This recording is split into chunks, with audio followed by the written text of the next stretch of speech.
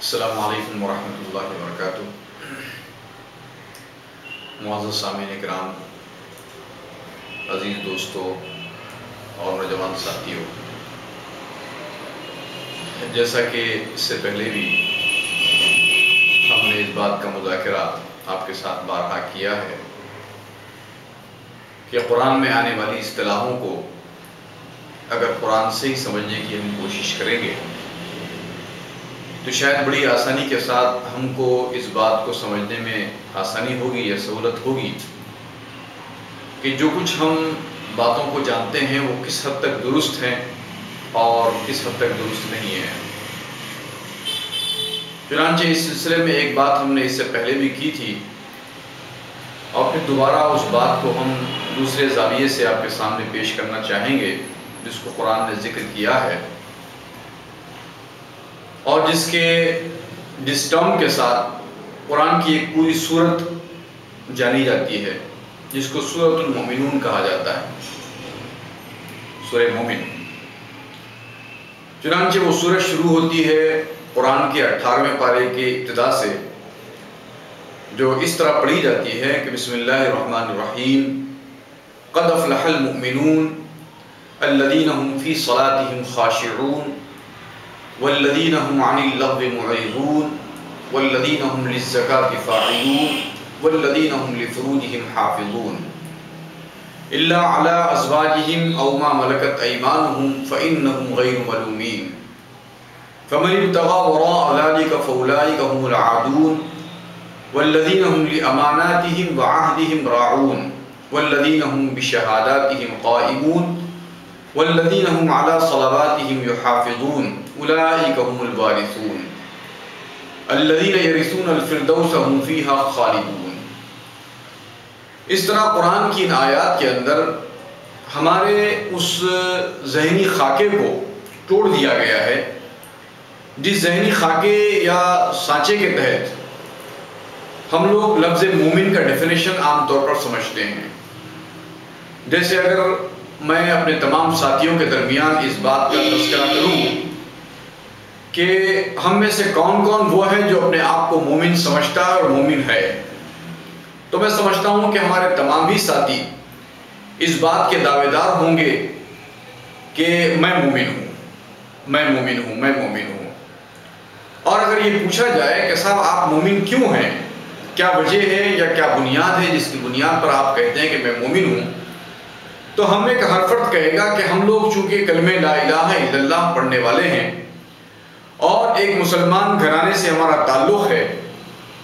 اور مسلمانوں کے درمیان مذہب کے نام پر ہونے والی تمام رسومات کو، مذہب کے نام پر ہونے والی تمام عبادات کو کم و بیش ہم لوگ پورا کرتے ہیں، اس لیے ہم اس بات کے دعوے دار ہیں کہ ہم مومن ہیں۔ لیکن جب آپ قرآن کے پاس اس دعوے کو لے کر جاتے ہیں یا جائیں گے یا خصوصیت کے ساتھ ان آیات کے پاس جائیں گے تو قرآن کے الفاظ آپ کو ڈیفینیشن دیتے ہوئے نظر آئیں گے۔ چنانچہ کہا جائے گا کہ قد افلح المؤمنون، کامیاب ہو گئے مومنین۔ اب بتایا جاتا ہے کہ صاحب یہ مومن ہے کون جو کامیاب ہو گئے، تو اس کی ڈیفینیشن چالو ہوتی ہے، اس کی تعریف چالو ہوتی ہے، الذین هم فی صلاتهم خاشعون۔ مومن وہ ہیں، مومن کی علامتیں وہ ہیں، مومن کی علامتیں یہ ہیں کہ ان کی صلات کے اندر خشوع پایا جاتا ہے۔ اب آپ دیکھیے کہ ایک ڈیفینیشن بتائی گئی، ایک گڈ کیریکٹر بتایا گیا اس میں،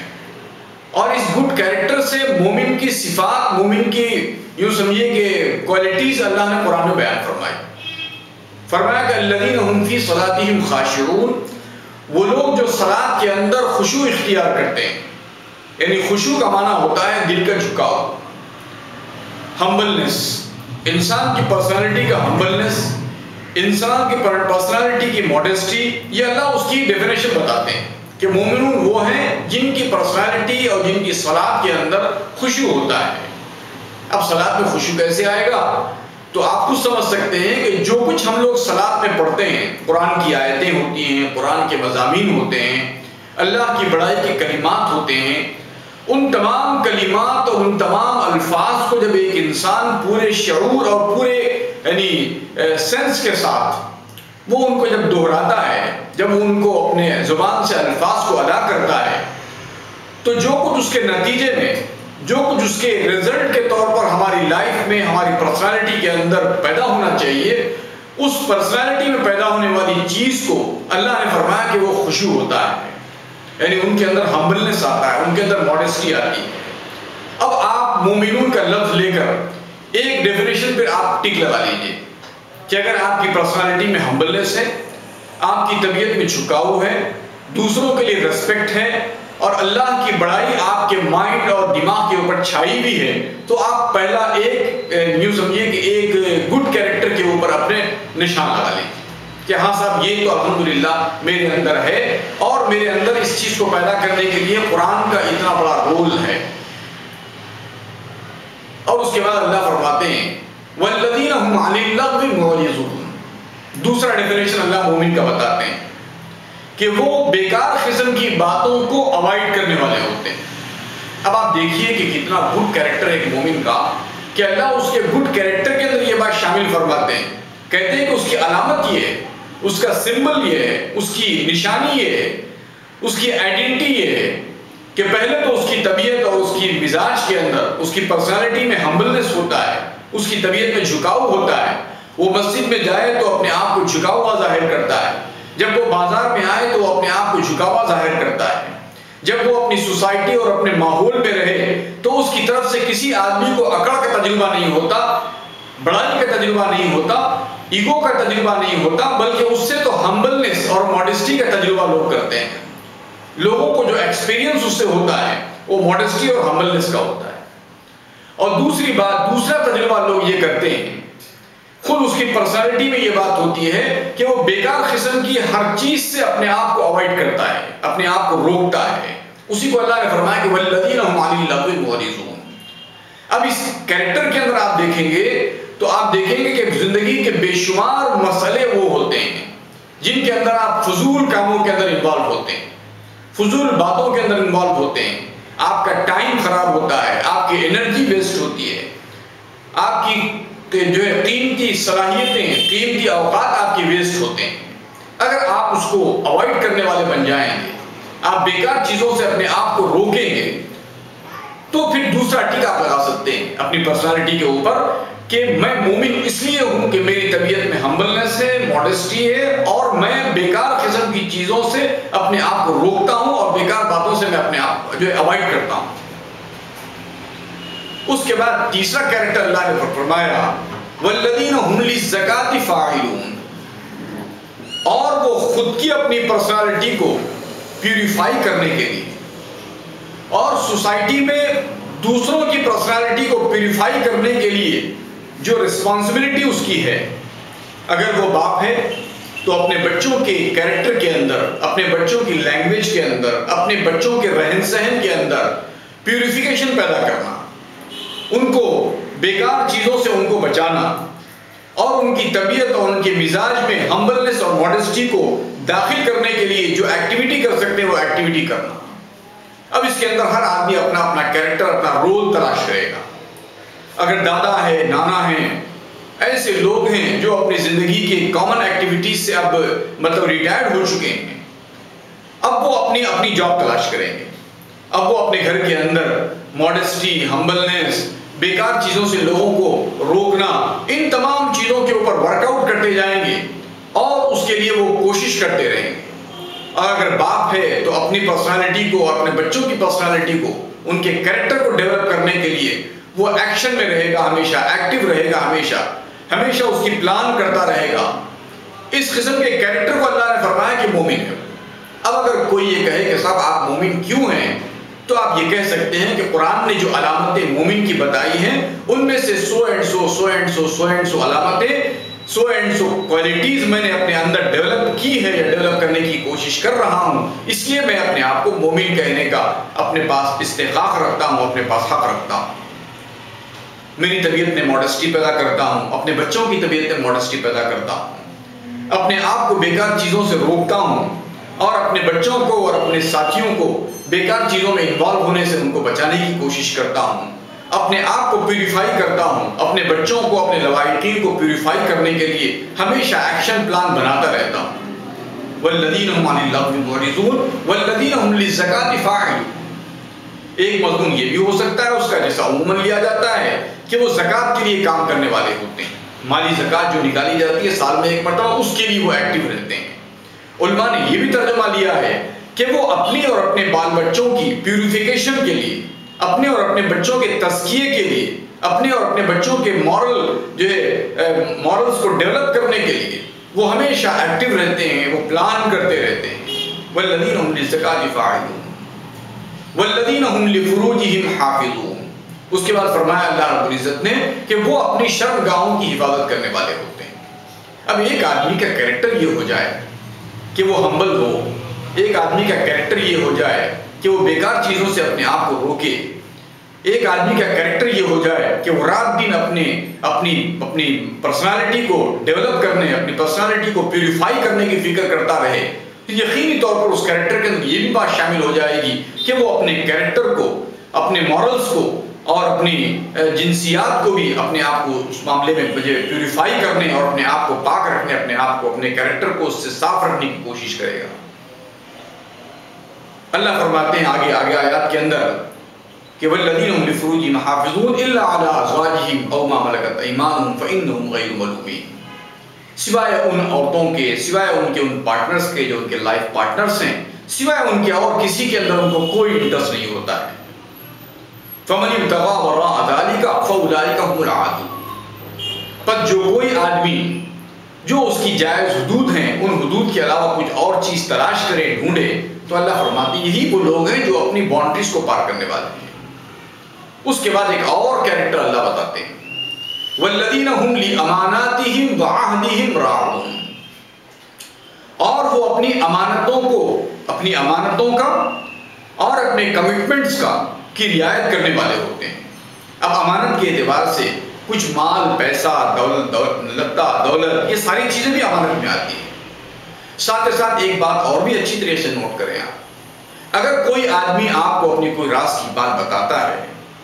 اور وہ آپ سے کچھ مشورہ چاہتا ہے، آپ سے اس معاملے میں کچھ صلاح لینا چاہتا ہے،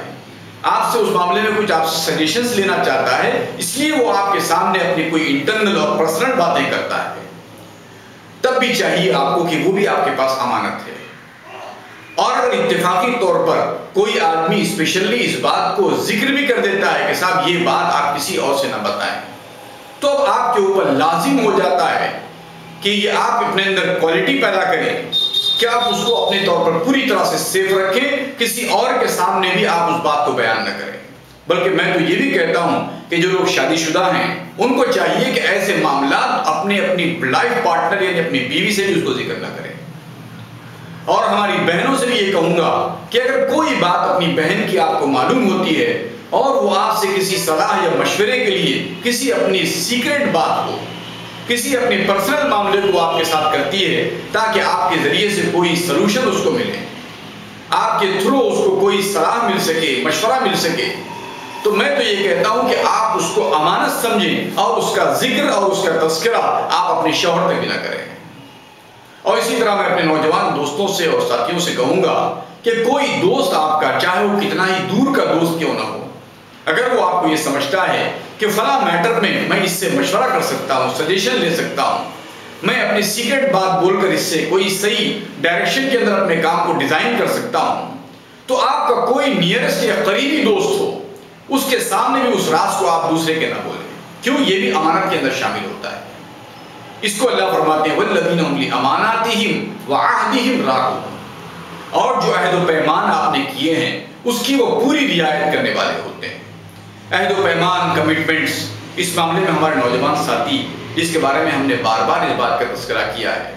ایک اسکول میں پڑھنے والا بچہ وہ اس بات کا عہد کرتا ہے، اس بات کا جو ہے ایگریمنٹ کرتا ہے اپنے اسکول والوں سے کہ اسکول کے جو رولز اور ریگولیشن ہوں گے ان کو پوری طرح فالو کروں گا۔